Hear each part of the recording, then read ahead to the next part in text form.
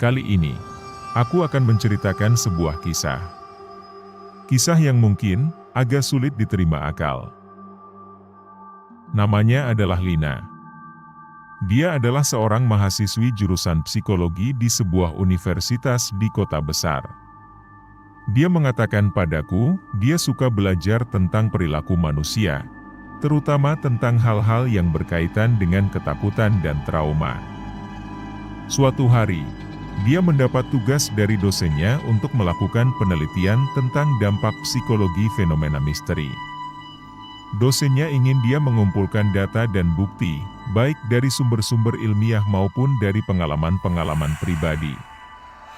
Dosennya juga memberikan dia beberapa alamat, tempat di mana banyak cerita tentang kejadian misterius, dan ingin Lina meneliti dampak psikologis warga sekitar tentang cerita itu.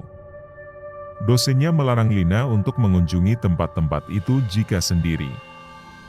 Lina melihat alamat-alamat itu, tanpa banyak berpikir, dia sudah menemukan satu alamat. Alamat itu adalah sebuah rumah tua yang terletak di pinggiran kota. Rumah itu sudah lama kosong dan dikenal sebagai rumah angker oleh warga sekitar. Lina tidak takut dengan cerita-cerita itu. Dia malah merasa penasaran dan tertarik untuk mengunjungi rumah itu. Dia berpikir bahwa mungkin dia bisa mendapatkan bukti nyata tentang hantu di sana. Dia juga berpikir bahwa mungkin dia bisa membuktikan bahwa hantu tidak ada, dan bahwa semua cerita itu hanyalah hasil dari sugesti atau halusinasi. Jadi, dia memutuskan untuk pergi ke rumah itu sendirian, tanpa peduli peringatan dosennya. Dia membawa senter, alat tulis, dan beberapa alat lainnya yang dia anggap berguna untuk penelitiannya. Dia juga membawa sebotol air minum dan beberapa biskuit, untuk mengganjal perutnya jika lapar. Dia pakai jaketnya dan pergi naik bus dari kampusnya menuju rumah itu. Perjalanan memakan waktu sekitar 1 jam, melewati jalan-jalan ramai dan bising.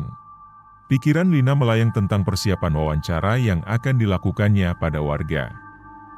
Pikiran Lina juga bertanya-tanya, untuk apa dia membawa senter?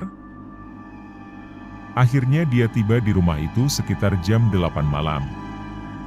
Lina melihat rumah itu. Rumah itu berada di antara rumah lain yang masih layak huni. Dia ingin mewawancarai warga sekitar, tapi ini terlalu malam.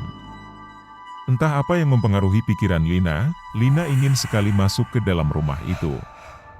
Lina pun memutuskan untuk melihat keadaan rumah angker tersebut. Rumah itu terlihat tua dan usang.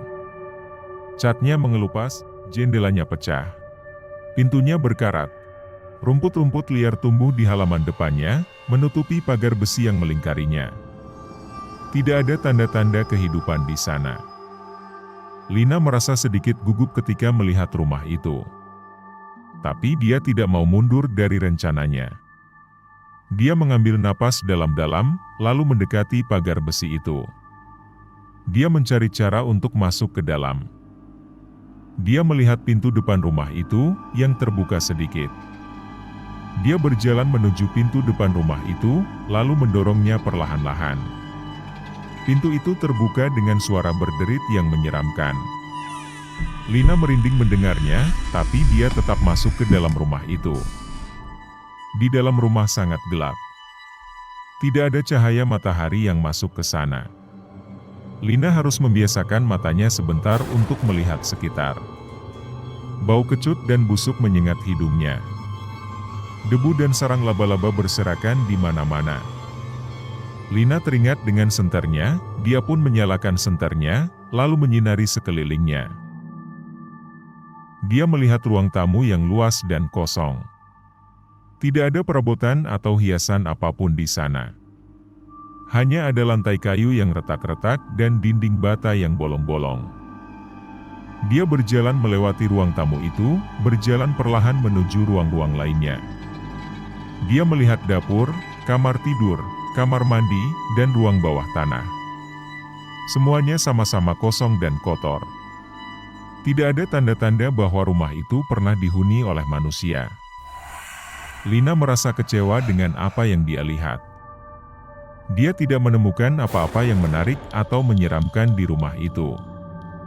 Tidak ada suara-suara aneh, tidak ada bayangan-bayangan hitam, tidak ada hantu-hantu yang muncul.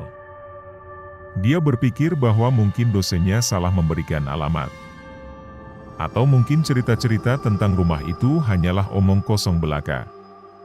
Atau mungkin dia datang ke sana terlalu cepat, dan hantu-hantu itu belum bangun dari tidurnya. Dia memutuskan untuk keluar dari rumah itu, dan mencari tempat lain yang lebih menjanjikan untuk penelitiannya. Dia berbalik arah, menuju pintu depan rumah itu. Tapi ketika dia sampai di pintu depan, dia terkejut melihat bahwa pintu itu tertutup rapat.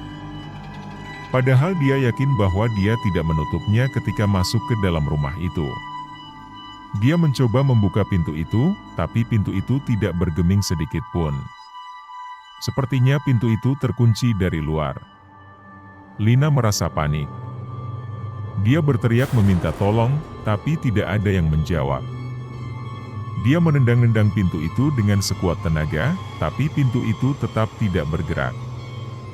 Dia berpikir bahwa mungkin ada orang jahat yang sengaja menguncinya di dalam rumah itu. Atau mungkin ada anak-anak nakal yang iseng mengganggunya. Atau mungkin ada hantu yang tidak suka dengan kedatangannya. Dia mencari jalan keluar lainnya. Dia ingat bahwa ada jendela-jendela di rumah itu yang bisa dia gunakan untuk melarikan diri. Dia berlari menuju jendela terdekat yang terletak di ruang tamu. Tapi ketika dia sampai di jendela itu, dia terkejut lagi melihat bahwa jendela itu juga tertutup rapat. Padahal dia yakin bahwa jendela itu pecah dan terbuka ketika dia masuk ke dalam rumah itu. Dia mencoba membuka jendela itu, tapi jendela itu juga tidak mau terbuka. Sepertinya jendela itu juga terkunci dari luar. Lina merasa semakin panik. Dia berteriak lagi meminta tolong, tapi tetap tidak ada yang menjawab. Dia memukul-mukul jendela itu dengan tangannya, tapi jendela itu tetap tidak pecah. Dia berpikir bahwa mungkin ini adalah sebuah lelucon yang buruk dari dosennya atau teman-temannya. Atau mungkin ini adalah sebuah tes psikologis yang bertujuan untuk mengukur reaksinya terhadap situasi stres. Dia mencoba menenangkan dirinya sendiri. Dia mengambil napas dalam-dalam, lalu mengeluarkannya perlahan-lahan. Dia mengingatkan dirinya sendiri bahwa dia adalah seorang mahasiswi psikologi yang tahu bagaimana cara mengatasi ketakutan dan trauma. Dia berpikir bahwa mungkin ada cara lain untuk keluar dari rumah ini. Mungkin ada pintu atau jendela rahasia yang bisa dia temukan jika dia mencari dengan teliti. Mungkin ada orang baik yang akan datang dan membantunya jika dia bersabar dan tenang.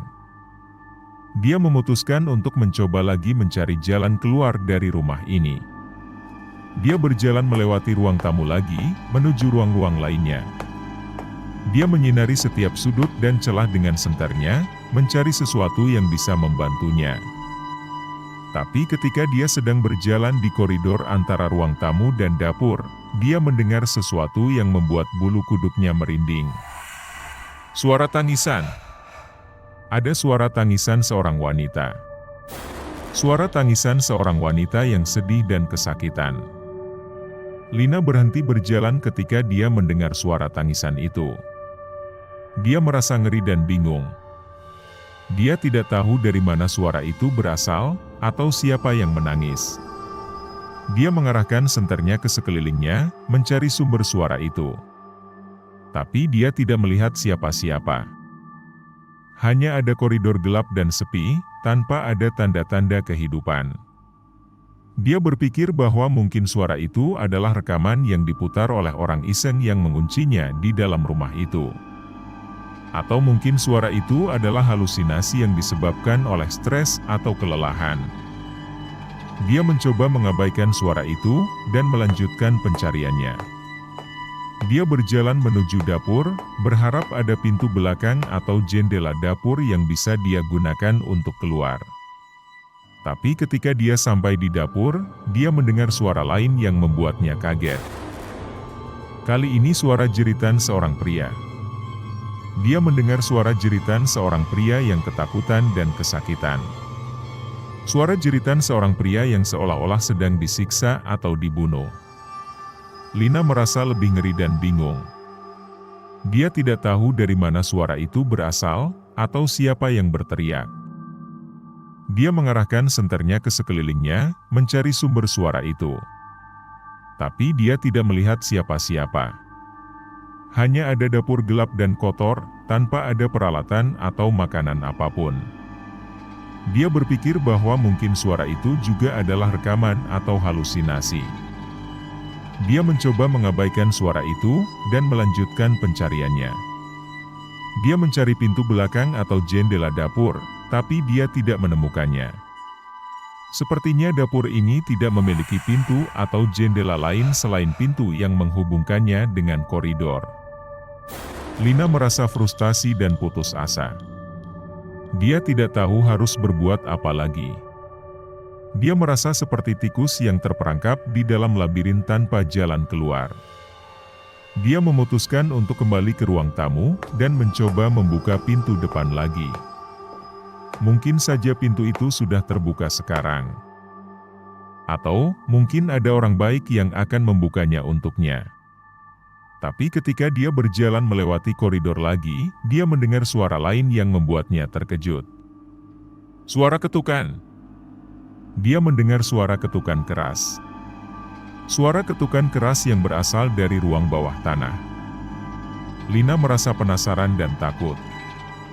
Dia tidak tahu dari mana suara itu berasal, atau siapa yang mengetuk. Dia mengarahkan senternya ke sekelilingnya, mencari sumber suara itu. Dia melihat sebuah pintu kayu di ujung koridor, yang tertulis, basement, di atasnya. Dia yakin suara itu dari ruang bawah tanah tersebut. Dia berpikir bahwa mungkin ada orang lain yang terjebak di dalam rumah ini, dan sedang mengetuk pintu itu untuk meminta bantuan. Tapi dia tadi sudah memeriksa ke dalam basement, dan basement itu kosong. Dia merasa ragu untuk mendekati pintu itu. Dia tidak tahu apa yang akan dia temukan di balik pintu itu, atau apa yang akan terjadi padanya jika dia membuka pintu itu. Tapi dia juga merasa kasihan jika ada orang lain yang terjebak di sana, dan membutuhkan bantuannya. Mungkin orang itu adalah teman atau dosen atau keluarganya, yang datang ke sini untuk mencarinya. Mungkin orang itu adalah satu-satunya harapan yang bisa membawanya keluar dari rumah ini. Dia memutuskan untuk mendekati pintu itu, dan mencoba membuka pintu itu. Tapi ketika dia sampai di depan pintu itu, dia mendengar suara lain yang membuatnya terdiam. Suara bisikan. Itu adalah suara bisikan seorang wanita. Suara bisikan seorang wanita yang lembut dan merayu. Suara bisikan seorang wanita yang lembut dan merayu yang mengatakan, "Masuklah. Masuklah. Aku menunggumu di sini." Lina merasa ngeri mendengar suara itu. Dia tidak tahu siapa wanita itu, tapi dia merasa ada sesuatu yang tidak beres dengan suara itu. Suara itu terdengar seperti bukan suara manusia, suaranya seperti suara bidadari dan sangat menghipnotis sekali. Lina mencoba berbicara dengan wanita itu. Dia bertanya, "Siapa kamu? Apa kamu di balik pintu ini? Apa yang terjadi padamu?" Tapi tidak ada jawaban dari balik pintu itu. Hanya suara wanita itu yang terus mengulang kata-kata yang sama. "Masuklah. Masuklah. Aku menunggumu di sini." Lina mulai curiga bahwa ini adalah perangkap. Mungkin ada orang jahat yang sengaja memasang suara itu untuk menarik perhatiannya, dan menunggu di balik pintu itu untuk menyerangnya. Mungkin orang itu adalah pembunuh berantai, atau psikopat, atau sesuatu yang lebih buruk. Lina memutuskan untuk mundur dari pintu itu. Dia tidak mau mengambil risiko untuk membuka pintu itu. Dia berpikir bahwa mungkin ada pintu lain yang bisa membawanya keluar dari rumah ini. Dia berharap bahwa dia bisa menemukan jalan keluar sebelum terlambat. Tapi ketika dia berbalik, dia melihat sesuatu yang membuatnya terkejut. Di dinding di belakangnya, ada tulisan darah yang besar dan merah. Tulisan itu berkata, "Jangan pergi. Aku butuh kamu." Lina merasa nafasnya tercekat. Dia tidak tahu siapa yang menulis tulisan itu, atau kapan tulisan itu muncul. Suara tadi tiba-tiba berubah. Suara wanita tersebut berteriak dengan suara yang menakutkan, "Jangan pergi. Aku butuh kamu. Kamu adalah satu-satunya temanku. Kamu tidak bisa meninggalkanku. Aku akan membunuhmu jika kamu pergi." Lina merasa ketakutan mendengar teriakan wanita itu. Dia sadar bahwa dia telah terjebak dalam suatu perangkap mengerikan, dan tidak ada cara untuk lolos dari rumah itu. Dia merasa seperti dia telah membuat kesalahan besar untuk datang ke rumah ini. Dia mencoba berlari ke arah pintu masuk, tetapi dia terjatuh. Dan kepalanya terhantam ke lantai. Dia merasakan darah mengalir di mukanya. Dia bingung, tidak ada siapa-siapa. Tapi dia merasa ada tangan yang meraih kakinya hingga terjatuh. Dia merangkak menuju pintu utama, tapi pintu itu sudah tertutup rapat. Dia mencoba mendorongnya, tapi tidak ada gunanya. Pintu itu tidak bergerak sedikit pun.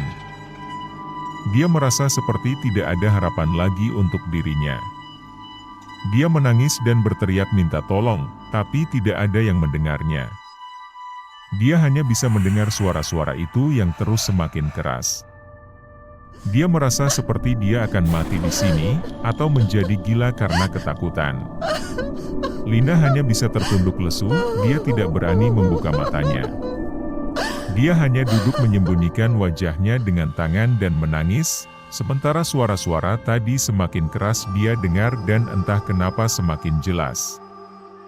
Seolah-olah sumber suara itu semakin mendekatinya. Lina benar-benar tidak bisa berbuat apa-apa.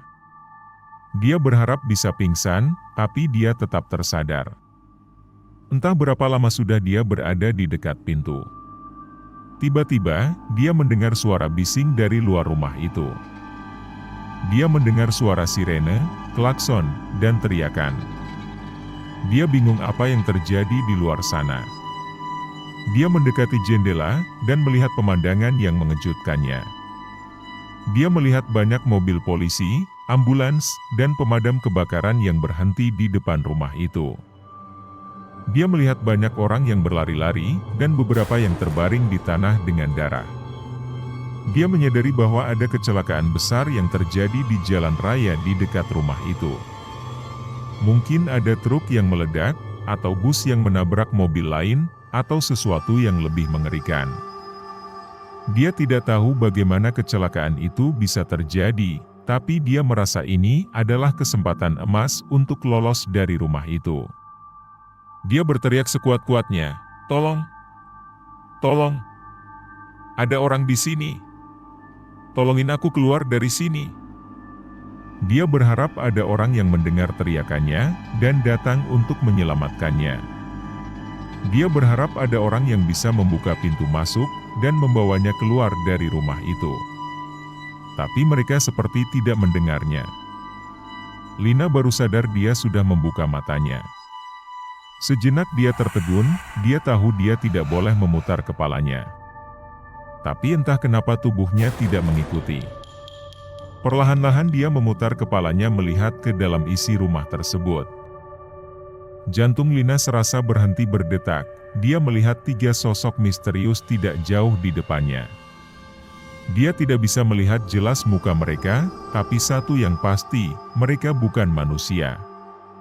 Instingnya mengatakan dia harus keluar dari rumah ini. Dia pun membalik ke arah jendela dan berteriak dengan lebih keras. "Tolong! Tolong aku!" sambil menangis. Air mata Lina sudah tidak terbendung. Seluruh bulu kuduknya berdiri. Kali ini dia benar-benar tidak mau lagi melihat ke arah suara menakutkan tersebut. Suara itu semakin keras dan semakin dekat. Tiba-tiba Lina dibuat kaget. Entah mulai kapan ada seseorang membawa kapak di depan jendela. Lina sangat lemas, belum selesai dengan 3 sosok misterius itu, di depannya ada sesuatu yang lebih menyeramkan lagi. Seluruh tubuh Lina bergetar sambil menyaksikan kapak tersebut diayunkan di depannya. Dan ternyata, itu adalah salah satu petugas pemadam kebakaran yang mendengar teriakan dan melihatnya di jendela. Dia segera mengambil kapak pemecah kaca dan memecahkan jendela itu. Dia berkata kepada Lina, "Tenang, kami akan menyelamatkanmu. Ikuti saya." Dia mengulurkan tangan dan menarik Lina keluar dari jendela. Setelah itu dia membawanya ke ambulans, dan memberinya selimut dan juga air hangat. Lina tertegun dengan apa yang barusan dia alami, dia merasakan kelegaan yang luar biasa. Dia berhasil lolos dari rumah itu secara kebetulan. Otaknya masih tidak bisa mencerna peristiwa yang dia alami. Tubuhnya masih gemetaran dan tidak bisa merasakan apapun. Dia duduk di situ untuk beberapa lama sampai dia menyadari ada orang lain yang duduk di dekatnya. Seorang lelaki yang terlihat berantakan dan memandang ke depan dengan kosong. Lina sadar, dia berada di tengah musibah besar. Naluri psikolognya muncul, dia pun memulai pembicaraan. Tapi, pria tersebut sepertinya tidak merespon. Lina mencoba semua cara dari buku psikologi yang pernah dia baca, dan tidak berapa lama lelaki itu melihat Lina. Lina bertanya apa yang terjadi. Lelaki itu hanya berkata, "Kejadian yang aku alami tidak bisa dilogika." Lina kaget. Untuk menyatakan bahwa yang dia alami itu mungkin kejadian biasa, Lina mulai menceritakan kejadian yang barusan dia alami. Lina bercerita kepada lelaki itu semua hal dari awal. "Ya, lelaki itu adalah aku." Lina tidak tahu bahwa kejadian yang dia alami tidak lebih mengerikan daripada yang barusan aku alami.